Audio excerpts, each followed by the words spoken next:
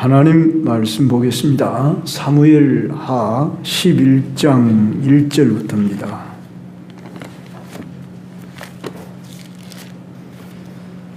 제가 한 절, 여러분이 한 절 그렇게 교독을 하는데 25절까지 보도록 하겠습니다. 그 해가 돌아와 왕들이 출전할 때가 되매 다윗이 요압과 그에게 있는 그의 부하들과 온 이스라엘 군대를 보내니 그들이 암몬 자손을 멸하고 랍바를 에워쌌고 다윗은 예루살렘에 그대로 있더라.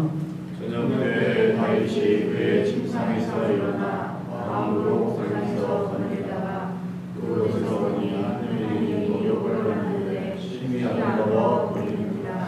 다윗이 사람을 보내 그 여인을 알아보게 하였더니 그가 아뢰되 그는 엘리암의 딸이요 햇사람 우리아의 아내 밧세바가 아니니까 하니 다윗이 전령하며 그 여자를 자기에게 올리고 그 여자가 그 마음을 깨끗하게 하였으므로 더불어 동침하니 그 여자가 자기 집으로 돌아가니라.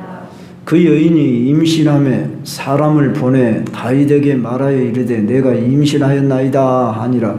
다윗이 요압에게 기별하여 햇사람 우리아를 이르게 보내니 요압이 우리아를 다윗에게 보내니 우리아가 다윗에게 이르매 다윗이 요압의 안부와 군사의 안부와 싸움이 어떠했는지를 묻고 그가 또 우리아에게 이르되 내 집으로 내려가서 발을 씻으라 하니 우리아가 왕에서 나가매 왕의 요신물이 따라 하니라. 그러나 우리아는 집으로 내려가지 아니하고 왕궁 문에서 그의 주의 모든 부하들과 더불어 잔지라. 어떤 사람이 다윗에게 이르되 우리아가 그의 집으로 내려가지 아니하느냐. 다윗이 우리아에게 이르되 네가 그 길을 닦아 돌아온 것이 아니냐. 어찌하여 네 집으로 들어가지 아니하느냐 하니 우리아가 다윗에게 아뢰되 언약궤와 이스라엘과 유다가 야영 중에 있고 내 주 요압과 내 왕의 부하들이 바깥 들에 진치고 있거늘 내가 어찌 내 집으로 가서 먹고 마시고 내 처와 같이 자리이까. 내가 이 일을 행하지 아니하기로 왕의 살아계심과 왕의 혼의 살아계심을 두고 맹세하나이다 하니라.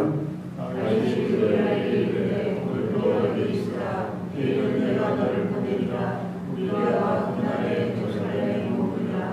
그날 다윗이 그를 불러서 그로 그 앞에서 먹고 마시고 취하게 하니 저녁 때 그가 나가서 그의 주의 부하들과 더불어 침상에 눕고 그의 집으로 내려가지 아니하니라. 아침이 되매 다윗이 편지를 써서 우리아의 손에 들려 요압에게 보내니 그 편지에 써서 이르기를 너희가 우리아를 맹렬한 싸움에 앞세워 두고 너희는 뒤로 물러가서 그로 맞아 죽게 하라 하였더라. 너희 그 성을 살펴 군사들이 있는 곳을 한 그곳에 우리아를 보내니 그 성 사람들이 나와서 요압과 더불어 싸울 때에 다윗의 부하 중 몇 사람이 엎드러지고 햇사람 우리아도 죽으니라. 요압이 사람을 보내 그 저녁에 모든 일을 다윗에게 보고하였으니 그 전령에게 명령하여 이르되 전쟁의 모든 일을 네가 왕께 보고하기를 마친 후에 시와 여호와의 너희에게 말씀하시기를 너희가 어찌하여 성의 끝처럼 가까이 가서 싸우느냐. 그들이 성 위에서 쏠 줄 알지 못하였느냐.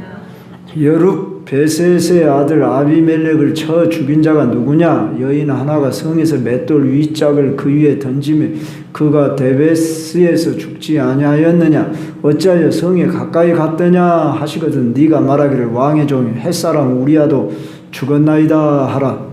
그들이 가서 다윗에게 이르러 요압이 그를 보낸 모든 일을 다윗에게 하여 이르되 그 사람들이 우리보다 우세하여 우리를 향하여 들러 나옴으로 우리가 그들을 쳐서 성문 어기까지 미쳤더니 말씀한 자들이 성 위에서 왕의 부하들을 향하였으니 왕의 부하 중 몇 사람이 죽고 왕의 경영 사람 우리아도 죽었나이다 하니 다윗이 다 같이 우리 한 목소리 읽읍시다. 다윗이 전령에게 이르되 너는 요압에게 이같이 말하기를 이 일로 걱정하지 말라. 칼은 이 사람이나 저 사람이나 삼키느니라. 그 성을 향하여 더욱 힘써 싸워 함락시키라 하여 너는 그를 담대하게 하라 하니라. 아멘. 오늘 제목을 이렇게 정합니다. 다윗이 밧세바를 범하고 죄를 은폐함. 이렇게. 지금까지 우리는 사무엘하 10장까지를 살폈는데 사무엘상으로부터 이 사무엘하 10장까지는 다윗이 승승장구한 이런 모습을 보게 됩니다. 물론 다윗이 블레셋 지방으로 망명을 가기도 하고 좀 그런 일이 있었지만 다윗은 하나님 앞에서 이렇다 할 만한 큰 범죄를 하지 않았는데 오늘 여기 11장으로부터 20장에 걸쳐 보면은 다윗이 범죄하고 하나님으로부터 심판받고, 심판받는단 말은 징계를 받고 그리고 고통하는 다윗의 모습을 보게 됩니다. 우리는 지금까지 다윗이 어떤 사람이었느냐? 그는 평범한 목동에 불과했는데 하나님의 은혜를 입어서 자그마치 왕이 되었습니다. 그는 얼마 전까지만 해도, 그러니까 사무엘하 10장까지만 해도 이제 암몬과 아람 연합군을 쳐부수고 대승하여 돌아왔습니다. 그런데 오늘 본문에 보면은 그 해가 돌아와 왕들이 출전할 때가 되매 대개 이 팔레스타인 땅 사람들은 전쟁을 범해했답니다. 그러니까 춘궁기간에 이제 이미 농사 다 지어서 이제 여유가 있을 때, 그때 그래서 이 일절을 직역하면 왕들이 전쟁을 하러 출전하는 봄에 이렇게 직역할 수 있답니다. 이스라엘 이 다윗이 다른 사람들, 그러니까 암몬과 연합한 사람들은 왕들이 직접 출전해 싸움을 싸웠습니다. 다윗도 얼마 전까지만 해도 싸움을 싸워 이제 마지막 전쟁이라 할 수 있는 이 암몬 족속들, 이들은 이제 얼마 남지 않은 잔존 세력이기 때문에 다 갈 필요도 없이 요압과 그 부하만 가도 충분히 이길 것 같다. 그리고 지금까지 한 번도 다윗은 져본 적이 없고 하나님이 다 이기게 하셨기 때문에 충분히 이기리라 이렇게 생각하고 다윗 자신이 자신만만하게 이제 이 요압과 그 부하들을 보냈습니다.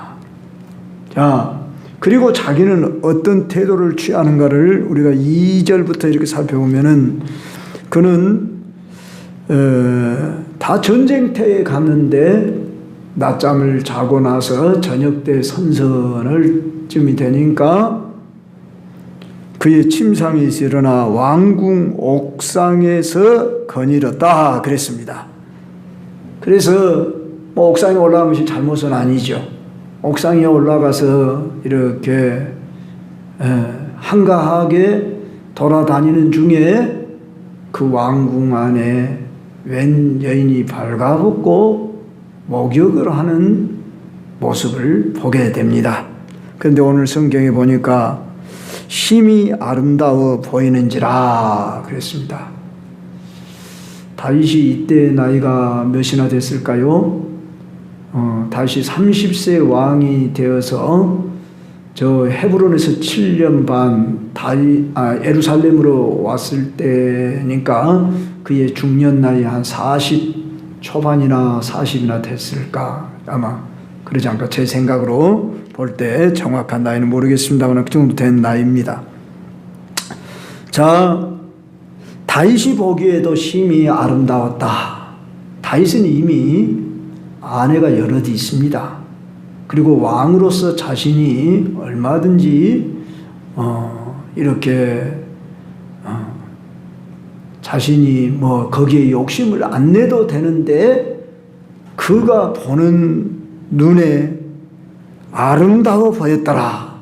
정욕이 불끌듯해서 다윗은 그 여인이 누군가 알아보게 했습니다. 그랬더니 엘리암의 딸이요 햇사람 우리아의 아내 바세바라 이렇게 소개됩니다.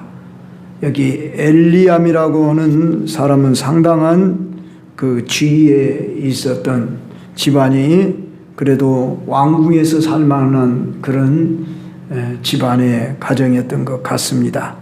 그런데 우리아의 아내였습니다. 이미 결혼한 이제 젊은 여인이었습니다.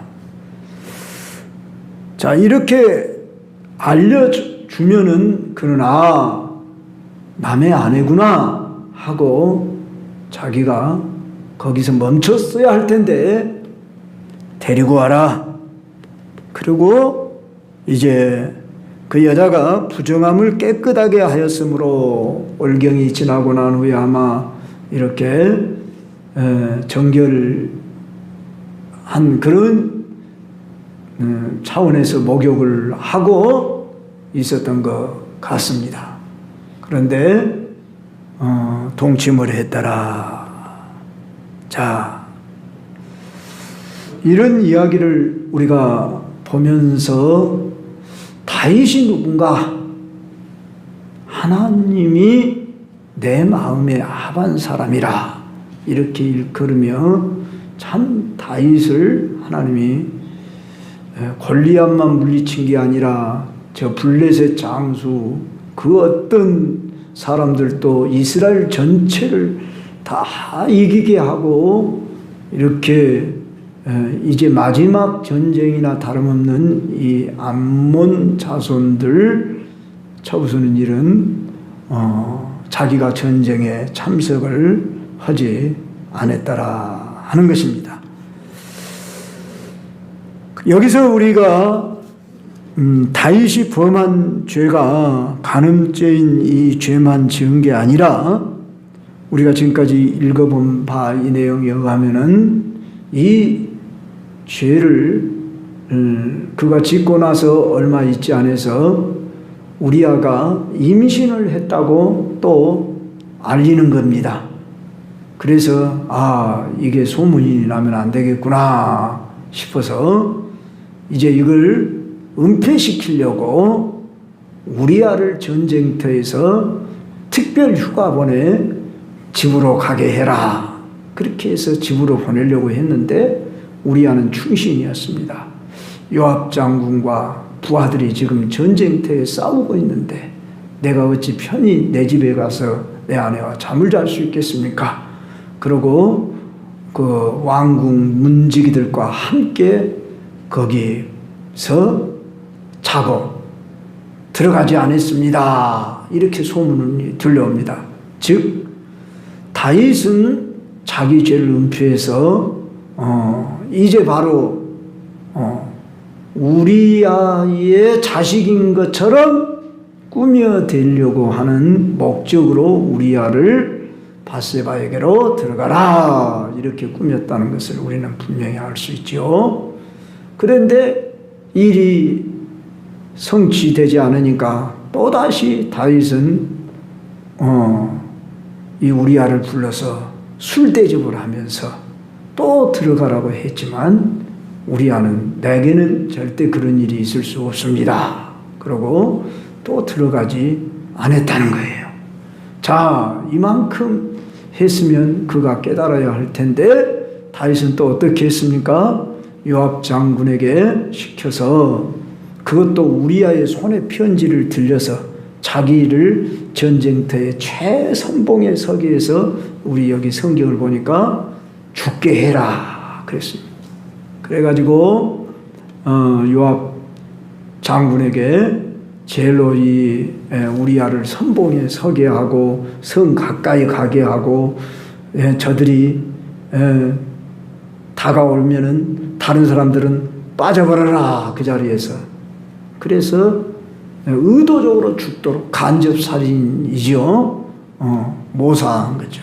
그렇게 해서 이 충신인 우리아를 죽게 했습니다. 그래서 소식이 왔습니다. 우리아가 죽었습니다. 그러니까 다윗이 하는 말을 좀 보십시오. 얼마나 다윗은 참 어찌 하나님의 사람인 이 사람이 이렇게 왕까지 됐으면서도 타락할 수 있을까 싶을 정도로, 그냥 타락한 정도가 아니라 어떻게 표현해야 될까요? 가증하다, 이렇게 제가 주석을 보니까 그런 말을 쓴 주석을 봤어요. 참 가증할 정도로 위선과 가식이 가득하고 그런 상황에 이 뭐라고 합니까? 사람은 다 우리 어디 보면 그런 말이 나옵니까? 저기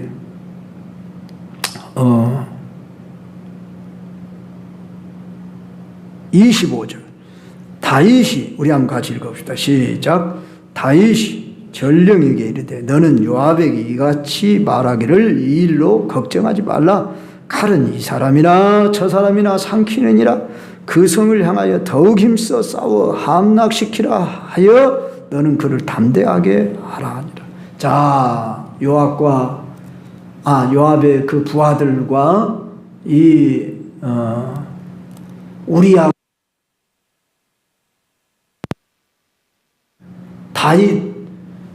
다윗만을 물론 위한 건 아니겠지만 다윗 왕가를 지키고 그 나라를 위해서 죽었는데 어찌 이토록 양심 없는 말을 할 수 있겠습니까? 참 밧세바의 남편인 우리아를 죽게 해야만 내 이 죄가 완전히 가리워질 수 있다. 이렇게 완전 범죄를 꿈꿨던 모습입니다. 우리는 여기서 받아야 할 교훈을 몇 가지 살펴봐야 되겠는데, 첫째로 이 다윗이 왜 이런 범죄를 했을까 할 때에 모든 전쟁에서 그가 다 승리했고 거의 모든 전쟁을 다 이겼으니까 당연히 뭐 이번 전쟁도 다른 나라는 왕들이 출전을 한다는 거예요. 왕들이 뒷전에 있을지라도 그래도 전쟁터인데 왕이 나가는 것이 전례였던 것 같습니다. 그런데도 불구하고 이제 이 일은 요압 장군이 대신하면 돼, 그렇게 하고 아니란 생각, 나태한 생각. 자, 물론 신하들이 왕은 이곳에 오지 마십시오, 옥체를 보존하셔야죠, 뭐 이렇게 하며 만류를 했을 수도 있을 겁니다. 그렇지만 지금 피를 흘리고 죽어가는 전쟁터에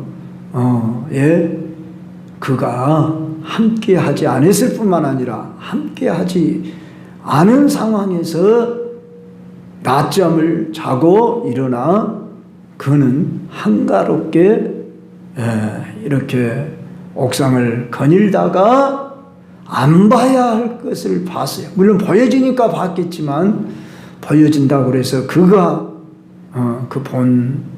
이 밧세바의 모습을 보고 그가 음욕이 가득한 마음으로 불러 그 여자가 어떤 여자인가 알아봐라. 그래서 알아봐서 처녀가 아니고 또 이미 결혼한 암묵의 충신의 아내입니다. 그러면 그는 거기서 멈췄어야 할 텐데 데리고 와라, 이렇게 해서 범했다는 것입니다. 자, 우리는 어떨 때 시험이 오느냐 그러면은 잘 나갈 때, 번창했을 때에 성공한 후에 시험이 오기가 쉽습니다. 우리들의 신앙생활 과정 속에서도 힘들고 어려울 때는 하나님 앞에 간절한 마음으로 기도도 하고 이렇게 열심으로 나아오다가도 모든 일이 평안하다, 안전하다, 이제 좀 쉴 때다, 이제는 좀 놓을 때다, 여유를 부릴 때다, 이러면 시험이 옵니다. 나라나 어느 개인이나 심지어 교회까지도 그러는 경우들이 있습니다. 교회가 좀 어렵고 힘들 때는 많이 막 노력하고 힘쓰다가 이제 모든 일들이 풀려지고 좀 이제 예산도 늘어나고 성도들도 늘어나고 이러면 자기 이름 석자 드러내려고 하고 또 시험이 오면 교만해지기가 쉽습니다. 국가도 그렇고 위정자를 비롯해서 많은 사람들이 그렇게 되어가는 것을 봅니다. 세계 역사 속에서도 그러하고 나라도 그러한 것을 보게 됩니다. 미국이란 나라가 어떻게 해서 시작됐습니까? 그들은 청교도인들이 신앙을 지키기 위해서 백이병이 메이플라워를 타고 온 곳이 지금의 미국 땅입니다. 그런데 그들의 신앙이 어떻게 됐습니까? 버렸죠. 유럽은 이미 타락한 모습이 역력하고 그들은 완전히 세속화되어 버렸습니다. 우리 한국은 겨우 140년밖에 되지 않았습니다. 기독교가 들어온 지. 그 일제 36년 억압을 우리는 겪어야 했고 6.25 전쟁을 겪어야 했고 참 보릿고개를 지나고 또 가난 궁핍을 이기며 새마을운동을 통해서 경제개발 5개년 계획 저 어렸을 때 늘 그러면서 잘 살아보세요. 잘 살아보세요. 우리도 한번 잘 살아보세요. 마을에 그러면 사람들이 전부 울력이라고 그래요. 예. 그래서 일거리가 없어요. 그러니까 나라에서 울력을 시키면 그 울력을 하고 저 초등학교 때 이야기입니다. 그러면은 거기서 밀가루 한 푸대 두 푸대 받아갖고 와갖고 그걸로 죽 써먹고 그러던 시절이었습니다. 그런 시기를 거쳐서 우리나라가 급성장했습니다. 그래서 고속도로를 저 서울서 부산까지 내니 하고 저 베트남에 장병을 파병하고 독일에 광부와 간호사들을 보내서 외화를 벌어오게 해서 우리나라의 소득을 성장시키면서 이렇게 허리를 졸라매면서 힘쓰고 그럴 때 오직 교회는 뭐 했습니까? 나와서 기도하기를 열심히 했어요. 의자 없는 교회가 태반이었어요. 이런 좋은 의자는 없어요.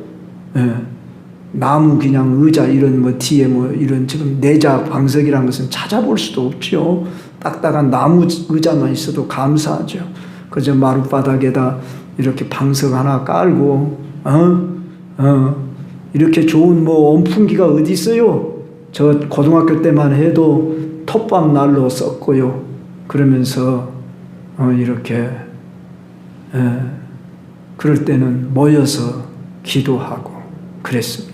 열심으로 기도하고 철야하고 상기도하고 금식하고 막 이러며 나라와 민족을 위한 구국기도에도 많이 하고 그랬는데 이제 좀 잘 살만 하니까 세속화, 타락의 길로 가고 그러면서 참 있는 이 모습을 우리가 알아야 합니다.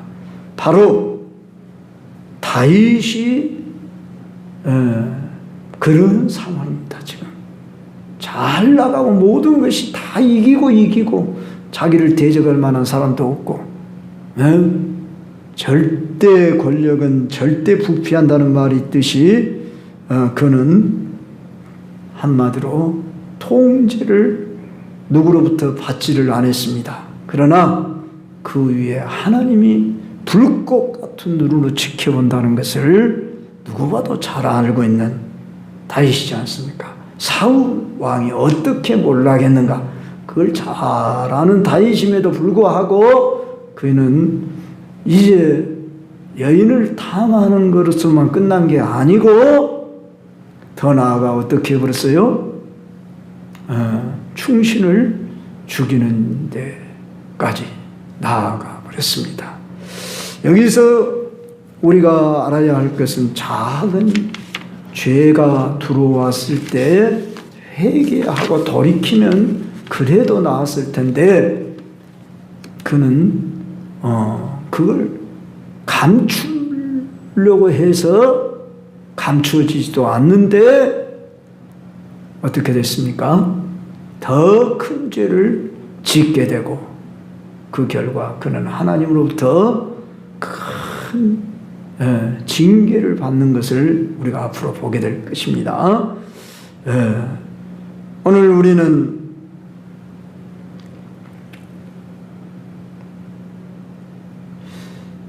연약하다는 우리 인간의 모습을 이 다윗을 통해 볼 수는 있습니다.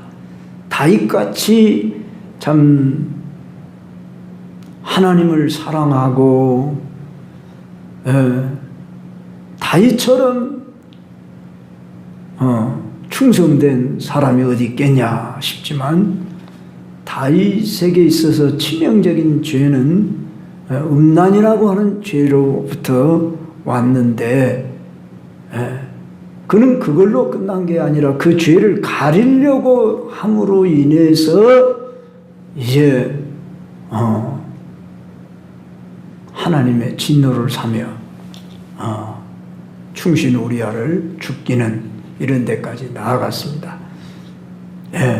왕인데 내가 무엇인들 못할 수 있어, 이런 교만한 생각이 들어왔겠죠. 그런데 이제 우리가 다음 시간에 12장에 가면은 나단 선지자로부터 지적받게 되고 그 이후로도 다윗이 어떤 죄를 짓는가를 우리가 보게 됩니다. 자, 여기서 우리는 죄가 뭔가 했을 때 죄는 암과 같다, 이렇게 생각하면 됩니다. 오늘 현대인에게 육체적인 질병 중에 아직도 과학 문명이 발달했지만 암은 참 치명적이지요. 그래서 암이 처음 초기에 발견이 되면은 그래도 도려내서 수술을 해서 이렇게 나을 수가 있습니다. 그런데 그것을 감추어요. 물론 암을 지금 이야기한 게 아니라 죄를 그런다고 말입니다. 죄를 감춘다고 말이에요. 마치 암이 있는데 몰라서 그러겠지만은 그대로 놔둬버려요. 그러면 어떻게 됩니까? 2기, 3기 이렇게 커져 버립니다. 그래서는 결국은 사망의 길로 가는 것을 보듯이 죄라고 하는 것은 어떻게 시작되냐 그러면 욕심이 잉태한 즉 죄를 낳고 죄가 장성한 즉 사망하느니라, 그렇게 말씀합니다. 그러니까 이 죄의 씨앗이라고 하는 것이 어디를 타고 오냐 그러면 생각을 타고 들어와요. 육의 생각은 사망이요 영의 생각은 생명과 평안이니라 그랬어요. 그러니까 우리가 눈으로 보는 것 이건 자유죠. 그것까지도 자유가 없는다면 안 되죠. 보여지니까 보는데 어쩌겠습니까? 그러나 보여진다고 다 볼 것이 아니구나 그 말입니다. 요사이 핸폰 다 우리 보지요. 애들도 보고. 그런데 우리가 취사 선택해야 돼요. 음란한 것 이런 거 안 봐야 할 거 이런 거 물론 저도 전혀 안 봤다고는 할 수는 없어요. 보여지니까 봤어요. 그러나 여기서 멈추자. 이건 아니다. 그러고 그만 볼 수 있는, 이런 절제할 수 있는 이 능력을 길러야 하는 거예요. 그런데 거기에 빠져요. 어떤 사람들은 야동에 빠지고, 그래서 뭐 젊은 사람들만 그런 게 아니라 중년 내 사람들도 종종 그런 사람들이 있다고 그럽니다. 저는 이런 세계를 잘 알지요. 왜? 저기 순회 선교단이라는 데를 제가 여러 해 다녔는데, 거기 가면은 복음학교라는 것을 월요일부터서 시작을 해가지고 토요일까지 일주일간을 거기서 먹고 자면서 훈련을 받고, 한 금요일쯤인가 되면은 자기 죄를 고백하는 시간이 있어요. 한 번씩 모이면 한 200~300명씩 전국에 와서 모여요.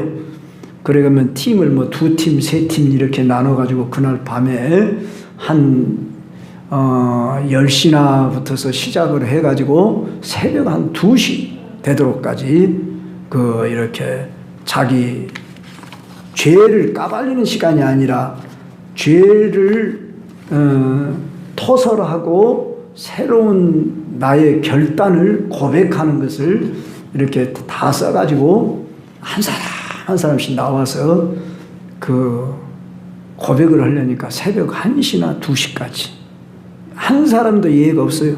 거기에는 그러지 않으면 수료를 못합니다.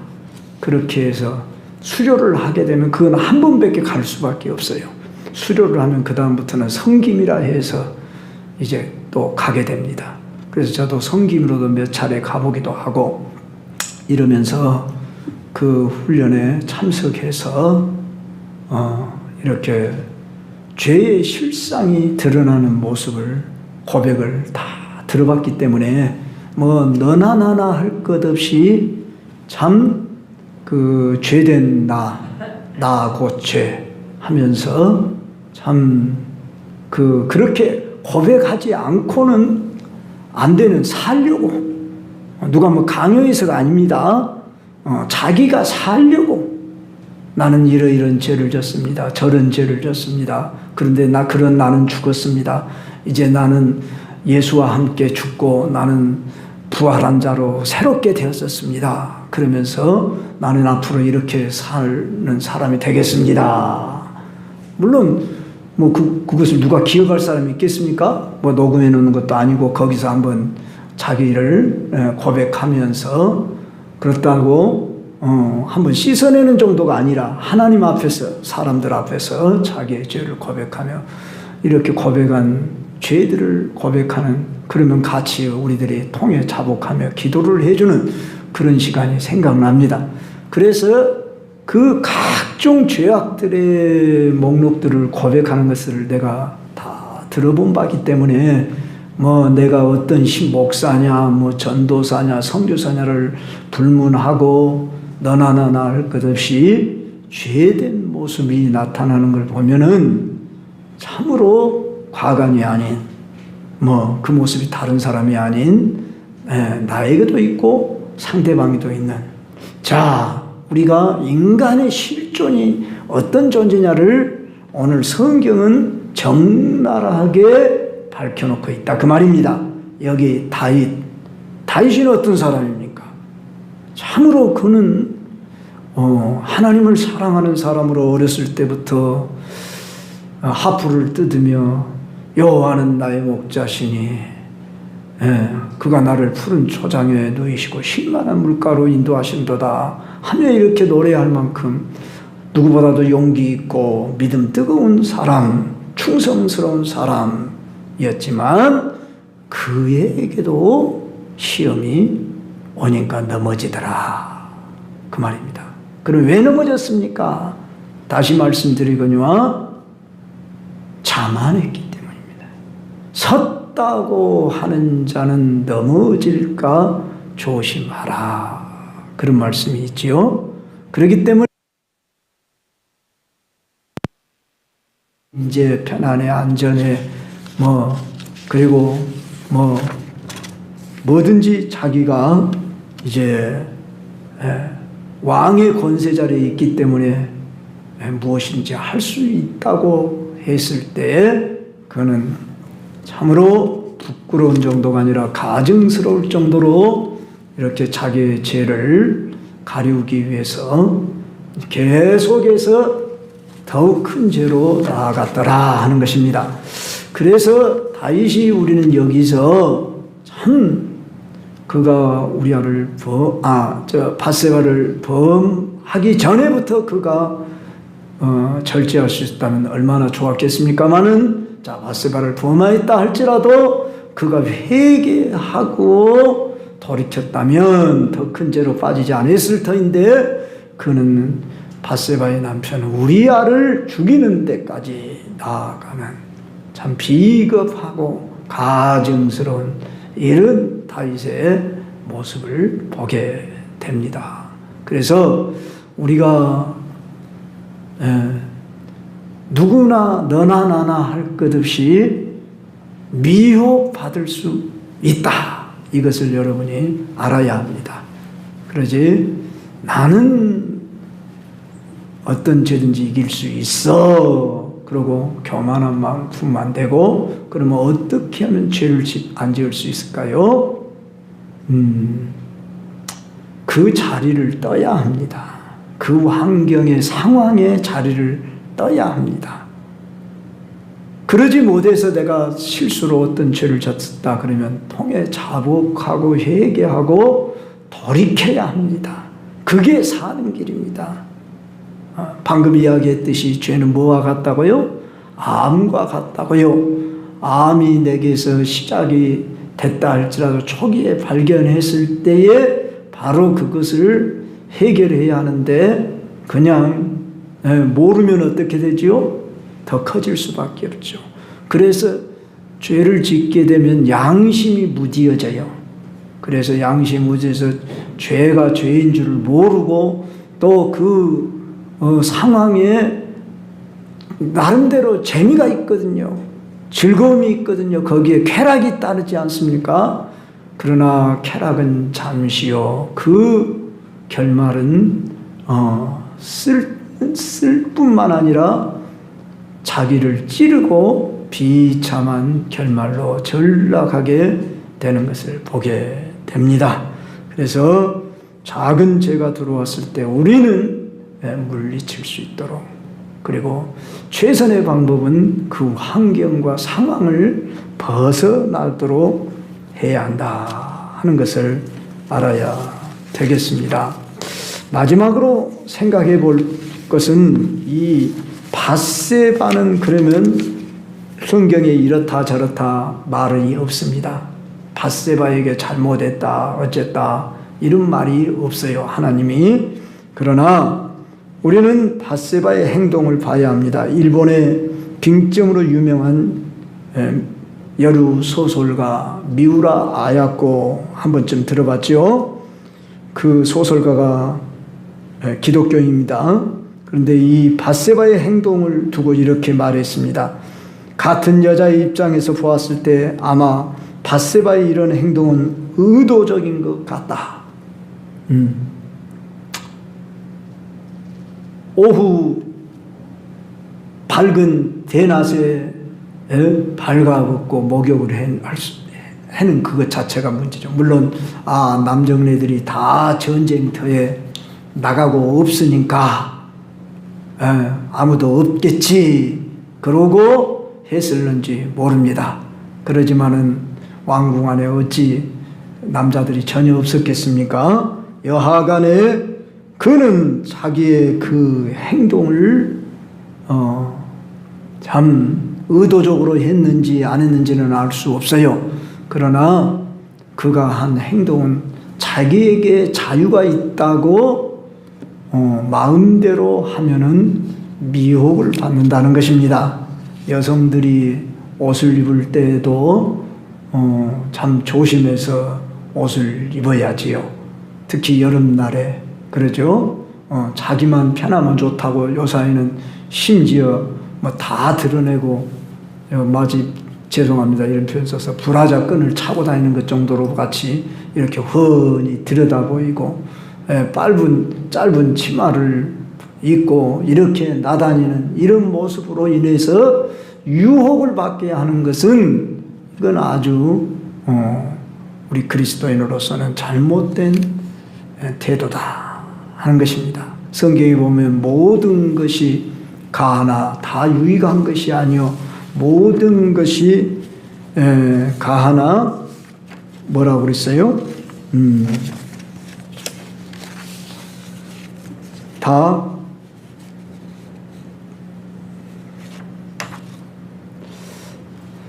덕을 세우는 것이 아니다 그랬습니다. 우리는 자유가 있어요. 나만 좋으면 된다가 아닙니다. 우리는 나만 좋으면 되는 게 아니고 우리는 이웃에게 덕을 세워야 합니다. 우리 그리스도인들은 이 세상 사람의 도덕보다 뛰어나야 합니다. 우리는 이웃에게 해만 안 끼치면 되는 게 아니라 나만 좋으면 되는 게 아니라 유익을 줘야 되고 덕을 세워야 되고 그래야 한다는 것을 항상 잊지 말아야 할 것입니다. 사도 바울은 이런 말을 했습니다. 만일 식물이 내 형제로 실족해 하면 나는 영원히 고기를 먹지 아니하리라. 고린도전서 8장 13절에 나는 고기 먹을 자유가 있지만은 저 사람이 저 고기 먹으면 안 되는데 우상에게 바친 고기인데 어떻게 저런 고기를 먹어 그러고 시험들 같은 나는 영원히 고기를 먹지 않겠다. 어느 고기가 우상에게 바친 고기인지 시장에 내다 파는 고기를 묻지 말고 먹어라 그랬잖아요. 그렇지만 믿음이 약한 자를 위해서라면 나는 자유가 있다고 그래서 다른 사람에게 해를 끼칠 것 같으면 나는 영원히 고기를 먹지 아니하리라.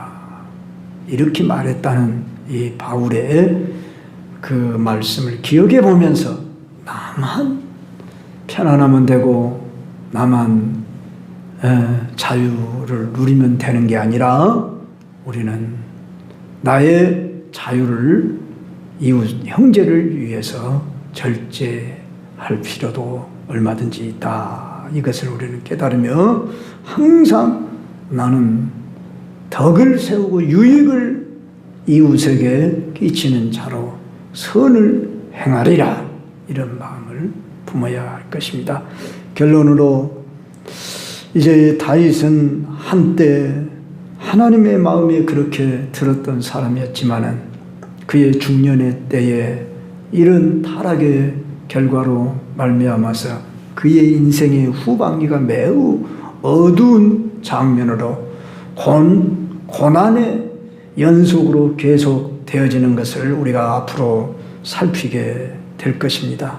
여기서 우리는 아주 죄를 짓지 아니한 완전한 인간이 하나도 없다는 사실을 깨달으면서 우리 자신의 연약하고 부족한 존재를 인정하지만 우리가 그렇다고 다윗도 실수가 있었고 솔로몬은 더 큰 죄를 많이 졌지 않습니까? 나라고 뭐 별 수 있습니까? 여기에 합리화하면 안 됩니다. 여러분 왜 그렇습니까? 다윗은 범죄함으로 인해서 엄청난 고난을 겪어야 했습니다. 하나님은 시퍼렇게 살아계시며 지금도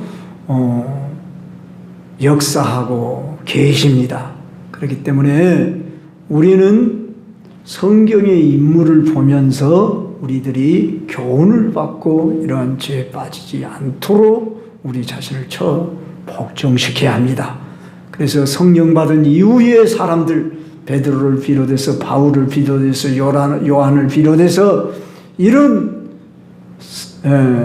하나님의 사람들의 모습처럼 성령의 충만함을 입으면 달라질 수 있습니다. 다윗도 그래서 시편 51편에서 내게 성령을 거두지 마소서, 내게 정한 마음을 주소서, 우슬초로 나를 정결케 하소서.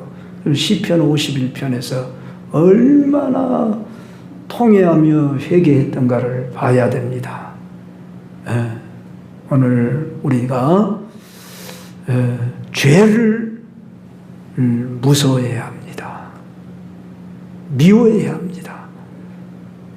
어떤 글에 보니까 미친 개가 다가오듯이 죄를 멀리해라. 여러분 미친 개 한 번도 못 봤을 거예요. 저 어렸을 때 한번 봤어요. 동네에 미친 개가 하나 있었어요. 그래가지고 동네에 막 돌아다니는데 너무너무 무서웠어요. 눈에다 불을 켜고 막 돌아다니는데 와 무섭더라고요. 광견병이 걸린 개 나 딱 한 번 봤는데 너무너무 무서워요. 그 개 물리면 어찌죠? 사람도 미쳐버린대요. 그러니까 어째요?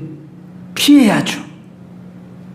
죄를 마치 이렇게 미친 개가 달려오면 도망가는 그런 모습으로 도망가라. 그렇게 주석에 써있는 글을 읽어봤습니다. 참 왜 그래야 하는가? 우리 인간은 다 죄 아래 있지만은 이 죄 문제 때문에 예수님께서 십자가에 매달린 만큼 하나님은 죄를 미워하시고 죄 문제를 심각하게 생각하셨다는 것입니다. 저 구원파처럼 다 용서받았으니까 다시 죄 이야기하지 마. 그리고 그 사람은 아직도 구원을 못 받아서 그래. 이런 식으로 덮어버리는 이런 아주 잘못된 우를 범하는데 여러분 물론 우리가 죄책감 속에 살자는 것이 아닙니다. 로마서 7장 마지막을 보면은 6장과 7장을 보면은 우리가 죄에서 벗어났지만 어찌 더 죄 아래 거하리요 그럴 수 없느니라 그랬습니다. 예수 그리스도께서 십자가에서 죄 문제를 해결했으니까 우리가 이제 자유를 누리고 죄에 대한 이야기 좀 하지 마라 그러는지 모르지만 왜 죄를 위해서 예수님이 십자가에 비참하게 그렇게 멸시를 받으면서 죽으셔야만 했던가? 하늘 영광 보자 버리고 이 땅에 오셔야만 하시고 그 고통의 자리에 가셔야만 했는가? 바로 나의 죄와 허물 때문이라. 이걸 생각하면 어찌 더 내가 이런 죄에 빠질 수 있으리요. 그리고 또 죄에 빠졌으면 회개하고 돌이켜야 하는데 어떤 분은 또 죄 졌으면 회개하면 되잖아. 이것처럼 또 어리석은 생각이 없어요. 그것은 예수님을 또 다시 한번 십자가에 못 박는 거예요. 우리는 잘못해서 죄를 지을 수는 있지만 의도적으로 내가 죄를 짓는 것은 짐짓고범죄라고 그랬어요. 이런 이야기 되면 시간이 많이 가기 때문에 다음에 하기로 하고요. 여하간에 우리는 이렇게 짓든 저렇게 짓든 죄는 지을 수 있습니다. 그러나 할 수만 있으면 우리는 죄를 멀리해야만 합니다. 왜요? 하나님의 은혜 아래 복받는 인생으로 살기 위해서. 은혜 받은 백성이 어찌 다시 죄 아래 거하리요. 죄 아래 거한 만큼 죄로 말미암아 하나님의 영광을 가려웁니다. 그리고 하나님의 축복을 내가 문을 막는 것입니다. 하나님과 나와의 관계가 열어지는 통로가 회개하는 길입니다. 물론 죄가 더한 곳에 은혜가 더하다는 말이 있습니다. 그 말은 죄를 많이 지어야 은혜가 더 많아진다 그런 뜻이 아니라 죄를 많이 깨달아야 한다 그 말이에요. 많이 깨닫고 돌아서야 한다 그 말이에요. 그래야 은혜가 더욱 넘친다 그런 말이에요. 그래서 우리는 인간 중에 그 누구도 죄 안 지은 사람이 없구나. 아브라함도 이삭도 야곱도 여기 나와 있는 다윗도 다 죄 아래 있구나. 아담 이후의 모든 인생은 죄 아래 있구나. 그러니 나도 죄 아래 있구나. 그러나 우리는 우리 주 예수 그리스도께서 이미 죄 문제 해결하셨고 성령을 보내셨으니 어찌 더 죄 아래 거하리요. 저는 여러분이나 연약해서 죄를 안 지었지 않고 죄를 지었습니다. 그러면 생각나면 애통하며 돌이키면 됩니다. 네, 돌이키면 됩니다 하기보다도 돌이켜면 그래도 다행입니다. 그러나 그것을 포장하고 감추고 그러다 보면 더 큰 죄를 지어서 이렇게 다윗처럼 큰 죄를 짓게 된다 그 말입니다. 그러므로 우리는 미친 개가 달려오는 것처럼 죄가 다가오는 것을 그렇게 보여질 수 있도록 우리의 영안이 열려지고 죄를 멀리함으로 참 변화된 사람으로 살아가십시다. 오늘 말씀 붙잡고 우리 한번 기도합시다. 하나님, 나는 연약한 자입니다. 부족한 자입니다.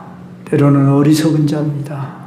때로는 참 다윗처럼 나도 가증한 사람입니다. 내 속에 선한 거 의로운 거 없습니다. 하나님 나를 용서하소서 고백하며